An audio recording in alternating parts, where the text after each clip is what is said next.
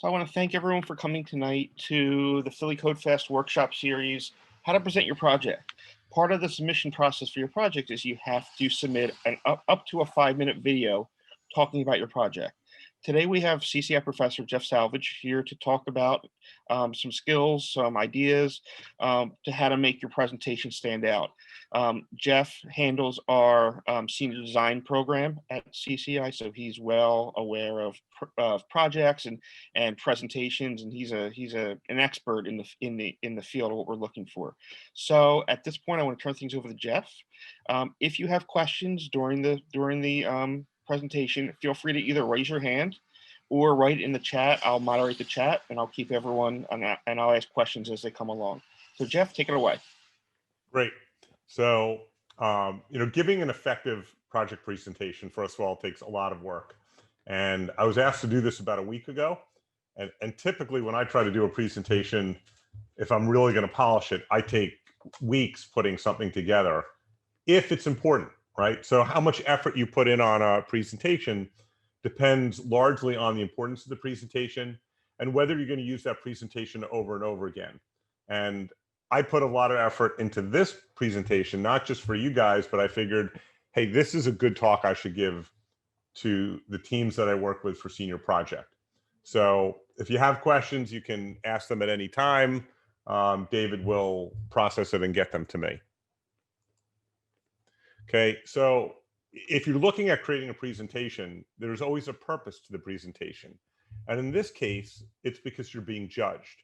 So the key to the success of a presentation is knowing how you're going to be judged and what guidelines there are. And I've always coached my seniors. I'm like, look, here's this rubric, and I'll even show you the rubric in 2 slides, right? And there are things on it like a time limit, whether one person or everybody should speak. What file format can you turn your presentation in, right? So if you use some really weird online software that nobody has access to, that's going to be a problem. And I also think that regardless of the guidelines, you should try to respect intellectual property. So the images, for instance, that I have used are either photos that I've taken on my own, photos that were provided by Drexel, or from other sources, which I'll get into in a little bit. This is a rubric that we use for senior project. I'm not asking you to read it, but it's very detailed. So if you're a team and you're presented with a rubric and there are points associated with each of these points, and you ignore it, you're just going to lose points in the end on your presentation, and then you may not do as well in the contest as you wanted. So if there is a rubric, follow it, make sure you address everything. Things that are worth more points, you might want to address longer. Things that are worth less points, you might want to address for a shorter amount of time. Then we get into the presentation, and it starts with, well, you need to define your problem. So what is the problem? Who's affected by the problem? And what are the consequences of that problem? So I usually begin, and I tell students to start by defining your problem and your approach in basically something we would call an abstract. And I don't like to put a lot of text on the screen, but I'm just going to give you a good definition of a problem and then a good definition of an approach. So this was a project from years ago. There's an emerging trend towards using video games as a means of increasing patient engagement in physical therapy. This is a trend primarily driven by the newest generation of consumer console systems, which use motion-based controls. Okay, so this was when the Wii came out, right? So it's not really contemporary anymore. But however, clinical research into the efficacy of these systems is hindered by the inability to automatically collect data from systems and software, which it was not intended for this purpose, right? They didn't design the Wii with the idea that they would use it for physical therapy and gather information. So I always felt this was a great way of describing a problem. Whether you're a video game player or not, whether you're a clinical researcher or not, we all understand what that is. Then their approach, Therawi, which is the name of their product, gives researchers the ability to experiment and quantitatively assess the value of game-based therapy. This software provides an extensible framework for games or interactive experiments, as well as an example suite of activities. The key aspects of this framework allow researchers to easily gather data from motion-based input controls such as a Wii remote. various reporting methods and analysis tools are provided for gathering data. So I call this kind of like an elevator pitch, right? It's short, it's concise, and if you're in an elevator and you meet somebody, you can tell them what your project's about. Okay. The presentation overall should tell a story, right? You need to tell it in the right order. You need to make sure there aren't gaps, and you need to speak to the knowledge level of your audience. So the pictures that we're cycling showed 4 very different people.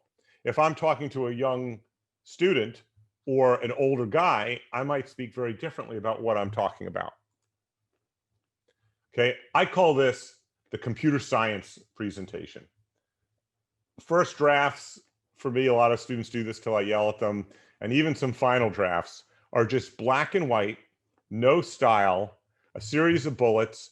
All the content is there, but there's no style, there's no sizzle. And basically you just put people to sleep. All right, so they get too focused on the content, not enough on the style. And of course you don't want to have all style but no substance. So you have to find a balance in your presentation. One way to do that is to limit text. So you want to have text that are short blurbs, not a lot of paragraphs. Try to use large fonts and be consistent in your punctuation. So you'll notice I don't put periods anywhere. And when I was doing my slide deck, and one of the things I did was I had a couple of my peers review it.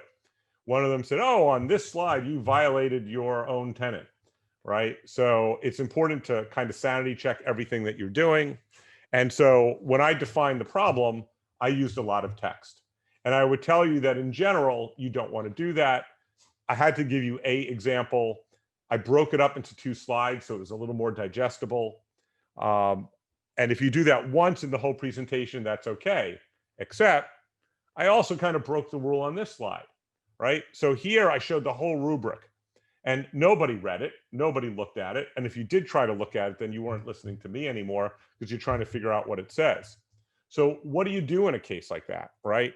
So a better way might be to just show, well, a large rubric exists, and very quickly move on and show just a portion of it that's readable. And honestly, this might be too much. So maybe all I need to do is show that there is a rubric. There are lots of questions. They're broken up into sections, and this is how you're rated. So everything depends upon your audience and who you're talking to. But the more you limit having your audience read large amounts of information on your slide, the better you are. We said to be consistent with punctuation. So the first set of bullets has no periods at the end of the sentences. The second one has for all of them, and the third one mixes and matches, and we don't want to do that. So be consistent. Next, look at fonts. So there aren't 100% rules, but in general, you have fonts broken into 2 categories: sans serif, which means without the little annotations, and serif fonts. Usually serif fonts are used for paragraph text, and sans serif fonts are used for presentations. There's also all sorts of decorative fonts, and decorative fonts usually decrease readability. So unless there's a real specific reason you're going to use it, hey, it's somebody's corporate logo, of course. Otherwise, you probably should skip them. All right. This is just about being careful and not sloppy. So this happens to me all the time. I accidentally add a space and my alignment is off. And then that draws the eye of an observer to that, and you take them out of the presentation. So try to be consistent with your alignment. Make sure you spell check, right? That should be a no-brainer because it will do it for you. You just have to pay attention.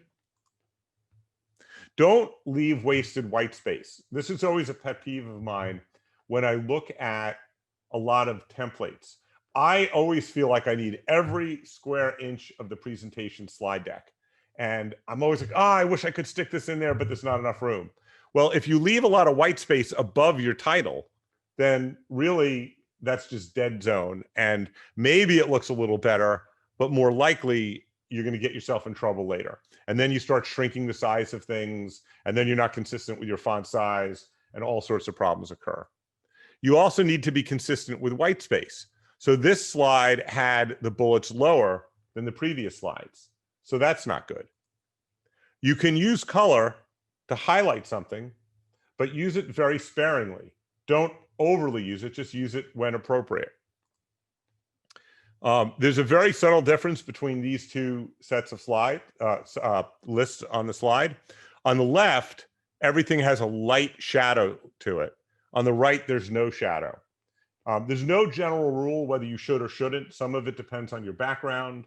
I tend to gravitate to using a shadow. I feel like it makes my fonts pop a little more off the background, but it also may be the backgrounds that I pick in general. Using a obnoxious background does not add to your presentation. In general, backgrounds should be subtle, not too busy, and certainly not, in most cases, pictures and different things that would distract the user from what's going on.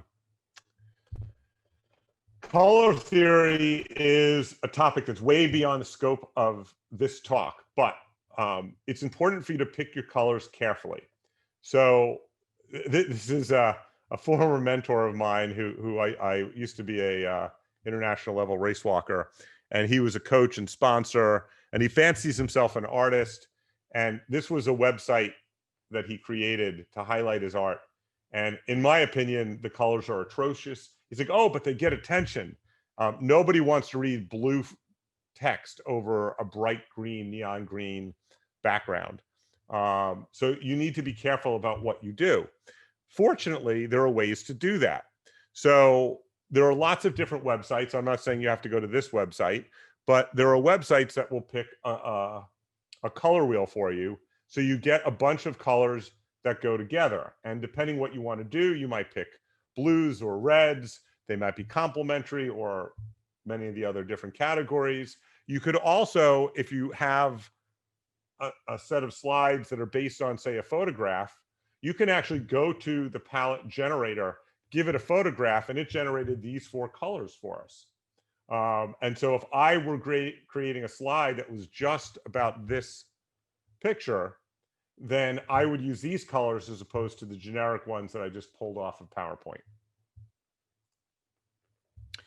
You see, I've used a lot of images.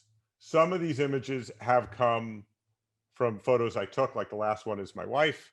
Some I said were taken by seniors presenting, but most of them came from free sources, which you're allowed to use them, modify them. You don't even have to give credit to them. I'm only giving credit to them here to show you that these are places that I got photographs from, and I think they enhance your slides and keep you a little more awake going from slide to slide. If you're going to add images, this is a pet peeve of mine. Now, you have to understand, I'm a computer science professor. I'm a professional photographer, videographer. I write a ton of books, right? So I care about all these little details. If you slap a picture that has a generic white background on a slide, it just looks wrong. And then if the next photo next to it has a red background, and then another one has a blue background, it's going to look like a Christmas tree. So you can actually remove the background and make it transparent. And again, this is beyond the scope of this talk, but you can go into PowerPoint, pick a color, set it to be transparent, and then basically that color disappears. But if we did that with this example, the eyes are white and the background is white, so you would lose the eyes when you did it. So if you have a drawing program, you're better off using a drawing program to have a little bit better control. So if you use lots of images, you have to pay attention to other details. Obviously, the size, alignment, distribution, and whether or not you distort it. So I'll show you each of these. Right here, I have 2 images. There's an unequal amount of white space above the arcs and below the arcs. So if I were going to keep the sizes the way they were, I probably should at least center this image, but it would be better to resize the image. And resizing the image gives me a better look. But here I didn't do one last step, and watch it, it's very subtle, but I didn't align the 2 images. So they're the same size because there are red lines, you don't see that the bottom one hangs lower. And when I click, it was moved up just a little bit, right? And moving it up, now it looks appropriate to the eye. If I have 3 images and there's space between them, again, I don't want an unequal amount of space between my images. So it would be better, and PowerPoint will do this all for you. You select them, you align, and you distribute horizontally. And then there's, again, equal space between the images. Now, this one, it amazes me because seniors in CCI have an epic fail rate on doing this correctly. So I asked them to create a website for their project. And I say, be very, very careful when you resize images, because I wanted the images to be square. And they resized an image like this to make it square by doing this. And obviously this would be pretty awful, and they would probably notice that they did something wrong, but they tend to do it a little more subtly. But they just resized it without paying attention to that they squished one side to make it square. A better way to do it is just to crop the section out that you need, or some combination of cropping and resizing. So these are all subtle little things that you have to pay attention to if you want your presentation to look professional. Now, this isn't something you could do for a virtual Codefest, but if you were doing a live presentation, if somebody talks, and I've given talks that go for hours and hours and hours over a weekend, where we talk for almost 12, 13 hours over a 16-hour period. And heart rate training is one of the things we talk about. And so I can go through all of this. And there used to be a thing that people would say, well, what's your maximum heart rate? Well, it's 220 minus your age.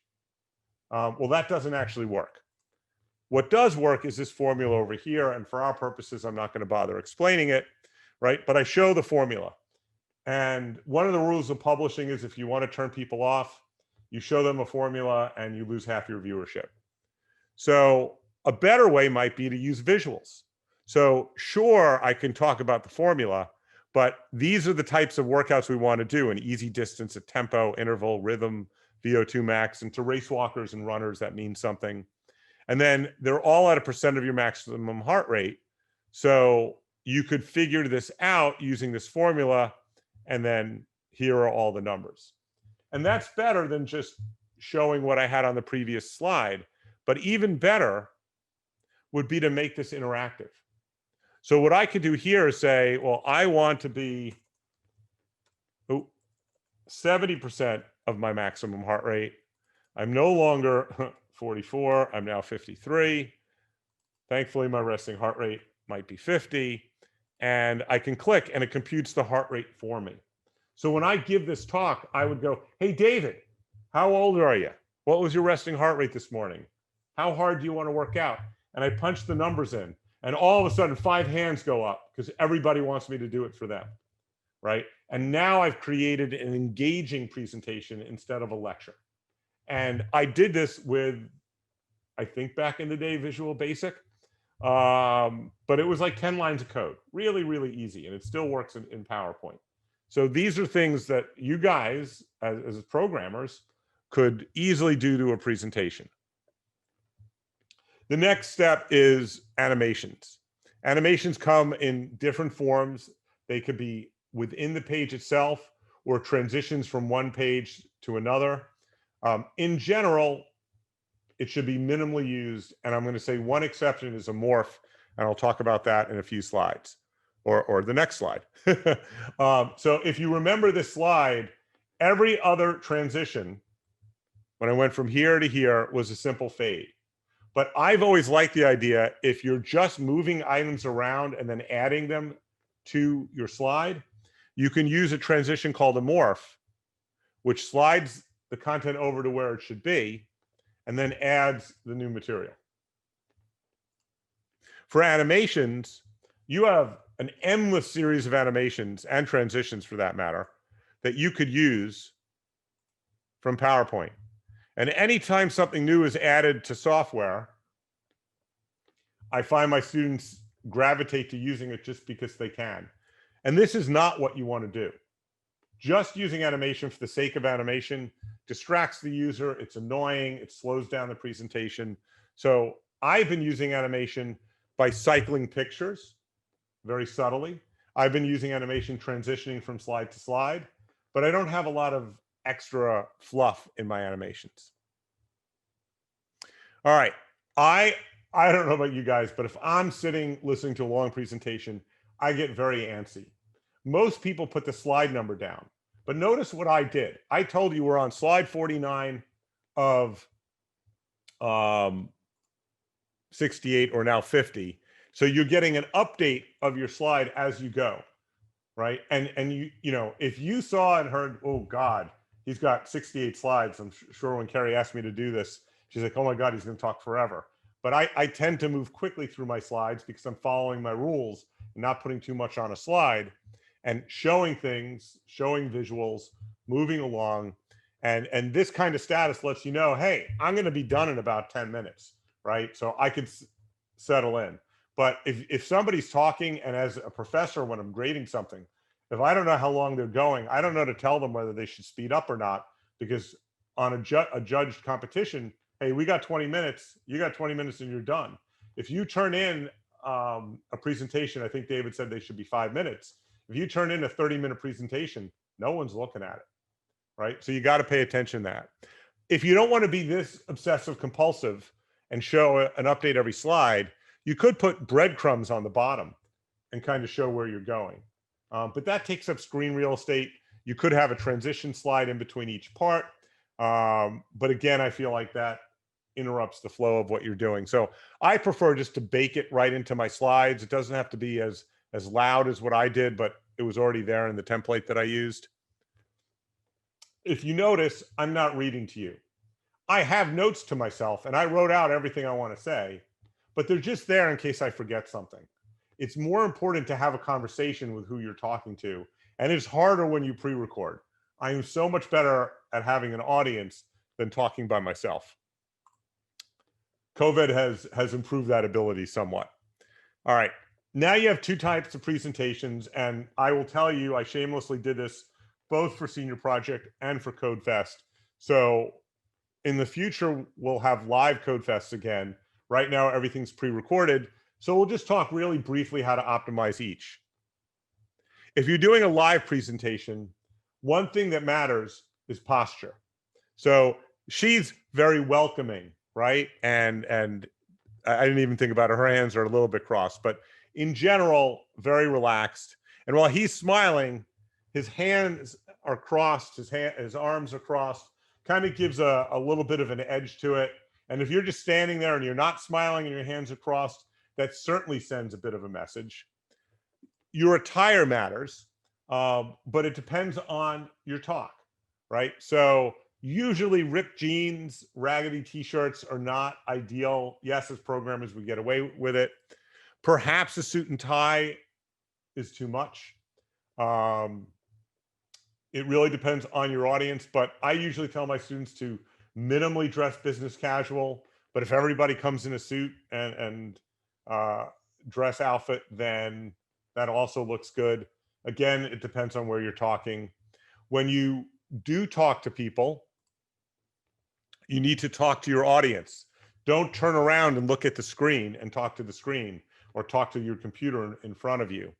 Try to find someone who's focused on you and already engaged. Don't try to focus on somebody that is looking down at their computer or really trying to struggle to figure out what they're doing. And while you present, this is what I'm using. I'm using presentation mode. So I see my current slide. I see the next slide, and I see my notes of what it is that I want to say.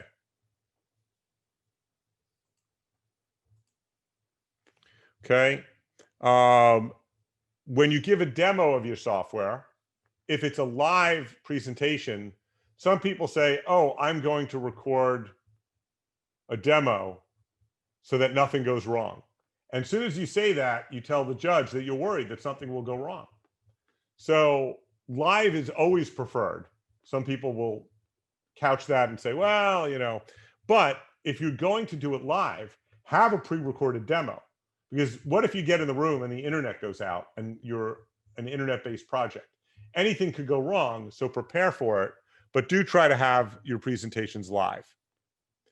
Okay, when you're talking, all team members should participate. And this is probably true of pre-recorded presentations as well. Proper introductions, transition smoothly from one person to the next. And if it is live, you really want to be consistent with how you dress. If one person is dressed in tattered jeans and another one's in a suit, it's going to look really silly.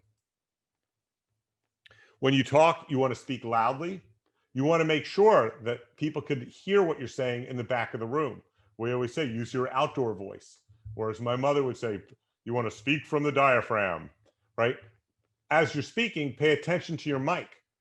Keep it a consistent distance from your mouth, because if you start moving the mic back and forth, you're going to change your volume. The next one is easy to say, but hard to do. Don't say, like, this thing. Try to be articulate. It's okay to pause for a second if you don't know what to say. And throughout all of this, try to pace yourself. Don't talk too fast. Don't talk too slow. I'm talking at a relatively quick pace, but I'm not really asking you to study anything that I'm putting up, or to read a formula and understand a formula. If I were doing a presentation like that, it would take a lot more time and we would talk much slower. Whatever you do, practice, practice, practice. So I had run through my slides and I said, I should practice one more time, make sure all these transitions and stuff work. And little did I realize that when I tested it the last time, my Visual Basic saved to a different file name, and I didn't realize it, and I went back to the old file. So you need to be very careful, make sure that everything is smooth. You want your practice to be realistic. Practice, if you can, in the room that you're presenting. Make sure that your computer hooks up to the video system. Make sure that your internet connects and is at the proper throughput. Then time your presentation. Make sure that you're not spending more time than you're supposed to. Signal transitions between people. And it's always a good idea during practice to record your session and listen to yourself. Make sure that you sound the way that you think you do. Okay, you want to do a mic check, you want to do a video check, you want to do an internet check before you start. Okay, you also want to let people know, David said at the beginning, hey, you can interrupt at any time if you have any questions, right? So let people know. And although I will tell you I violated my own rules, at the end you could ask for questions, and it's a good idea to put summary points down of what your talk was about. I don't really have any summary points for this. This is kind of a pretty broad-based tutorial, so I didn't bother. All right, a dog picture always gets a nice reaction, right? But always give proper credit. You should thank the appropriate people who helped you. This could include sponsors, stakeholders, and advisors. All right, if you're doing a recorded presentation, you have a few extra things to think about. Audio really matters. All right, now I've done professional videography. I understand this. I have a pretty nice microphone. I don't know if you can see the image of me sitting here. It records pretty evenly, and I'm the only one recording. If everybody's recording on different equipment in the age of COVID, then you need to even out the levels, remove the background noise. So edit your audio as well as your video. And what I have up here is Adobe Audition, which you have to pay for, but there are other software like Audacity that's free that will do all the basic functions that you need. Okay, if you do, you could have a pre-recorded demo, and it just flubbed again on me. We don't really need to watch, but I had a YouTube video here of a pre-recorded demo of software. It's highly edited. Oh, anyway, it was there. No. Well, it's playing on my side, just not yours. Anyway, so you could have the video, always keep the video file separate in case something like that happens. And one of my last comments is just, you want to save your document in multiple places, have revisions, save it to different platforms in case your hard drive crashes, right? Be really careful. I have something called Backblaze. It costs me $5 a month. Everything I do gets backed up to the cloud. If I had to restore everything, it would take forever, but you could pay them and they'll send you a hard drive. But if I just have to download, oh my God, I corrupted my PowerPoint presentation, it's up there in the cloud and I can download it and have access to it. And I've used that more than on one occasion. And with it said, any questions?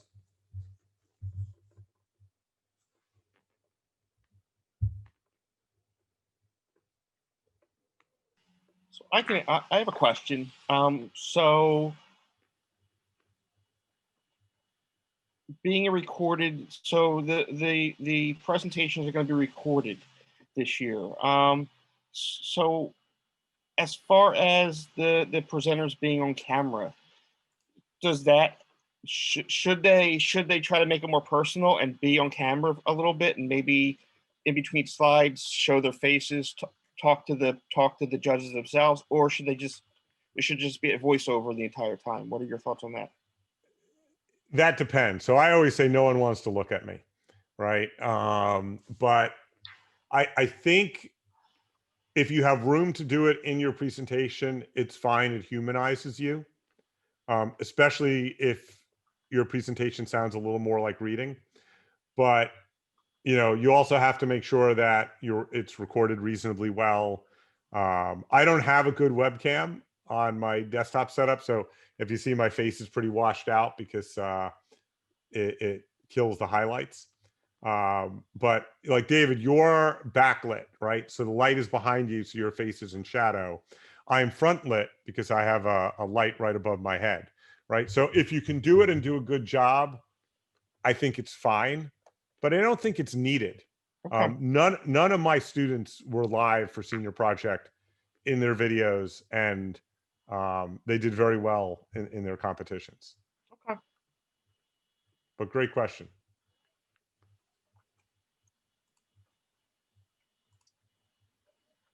Anybody else? Here's another one. So this would go back to your senior design. So you're watching, or a judge might be watching 10, 15, 20 videos in a 2-hour time frame. Yeah.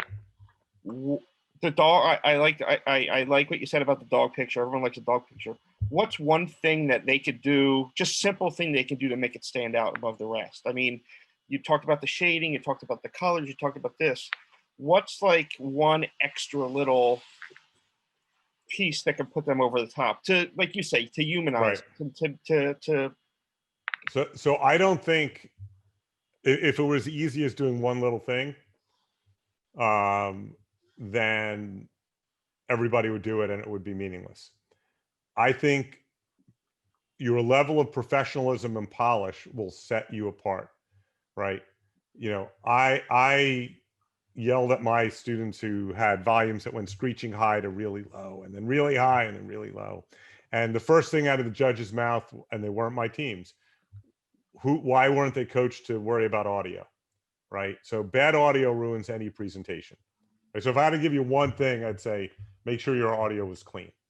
But smooth, consistent, professional polish with your content, because it doesn't matter if you don't have content, is the key to success. All right, great, thank you. Any other questions? Taryn or Jacob, Carrie or Faith? No, I don't have any questions. Okay. Right now.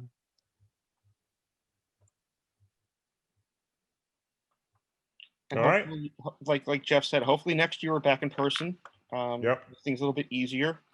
So if there's no other questions, I want to thank Jeff for his time and your presentation. It was great. Are you able to share the slides with me? Can you shoot me over the slides when you get a chance? Yes. Okay. They're huge, but yes, I can share them with you. So and like then you're going to get me a video. Yes. So like I mentioned earlier, the deadline for Codefest submissions is next Friday, November 20th at 11:59 p.m. Eastern time. If you have any questions before then, please feel free to reach out to us via DevPost, via Slack, or just email directly. My email is Raiken, RAIKEN, @drexel.edu. If you have questions about your submissions, if you have questions about how to add team members, if you have any questions, reach out to us. We're happy to help. And if you have questions about specific content, you can reach out to the We do have some mentors available via Slack, so feel free to reach out to them. And with that, I want to again thank Jeff and thank you for your time. And we look forward to seeing your final presentations next week. Thank you. Thanks, Jeff and David. You're welcome. Take care.